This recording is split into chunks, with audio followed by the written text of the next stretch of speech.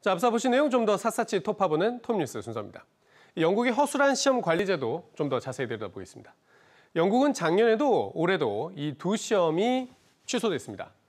보통 우리로 따지면 이 수능이 취소된 거다 이렇게 전해드렸었죠. 대신 교사들이 다양한 방법으로 성적을 산출하라는 게 영국 교육당국의 입장인데 지금 생기고 있는 논란을 보니 또 교사들이 작년 시험지를 쓰겠다고 하면 쓰라고 하는 모양입니다. 여러 학교에서 지난해 취소된 시험지를 이용해서 올해 성적을 내는 데 활용을 하겠다고 한 건데요. 이게 사실 우리 입장에서는 잘 이해가 안 되는 일이죠. 2017년 포항 지진 때 수능이 연기된 거 기억하실 겁니다. 초유의 사태를 겪은 교육부, 다음 해 수능을 치를 때는 이런 일을 대비해서 수능 시험지 2개 만든다고 했었습니다. 그렇지만 이 두 번째 시험지가 공개된 적은 없습니다. 사실 존재하는지도 확인할 수 없게 돼 있는 거죠. 그런데 이걸 일선 학교에서 제공을 받아서 학생들 내신 시험 문제지로 쓴다? 한국에서는 불가능한 일일 겁니다.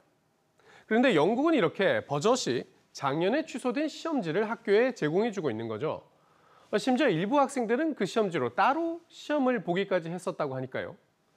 이 시험들은 우리 시험처럼 객관식 시험은 아니고 서술형 평가 비중이 높은 시험으로 알려져 있습니다. 혹시 그래서 문제 정도는 유출돼도 괜찮다고 생각하는 걸까요? 그런데 또 시험 평가 기관들은 이 문제지를 팔거나 교환하는 행위를 엄격히 금지한다고 하는 걸 보니 그런 것도 아닌 것 같고요. 비슷한 일이 스코틀랜드에서도 있었습니다. 지난주에 저희 뉴스에서도 정리해드린 내용인데요. 스코틀랜드의 모든 학생들이 한 번에 치르는 시험이 취소가 돼서 학교마다 따로 시험을 보고 성적을 매기라고 했는데 시험 날짜가 전부 달랐습니다. 그래서 먼저 시험을 본 학생들이 소셜미디어에서 나중에 시험 보는 학교 학생들에게 시험 문제를 줄줄 알려주는 일이 생겼던 거죠. 아니, 그런 일이 생길 줄은 몰랐을까요?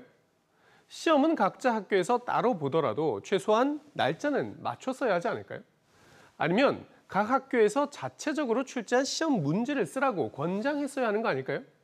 그것도 아니면 학생들 SNS를 좀 모니터링을 해서 발빠르게 대처하기라도 했어야 하는 것 같은데요. 이렇게 허술한 시험 관리로 불공정한 결과가 나오고 있는 해외 사례들을 보니 우리 입시 관리는 제대로 되고 있는지 다시 한번 점검했으면 좋겠습니다. 톱뉴스였습니다.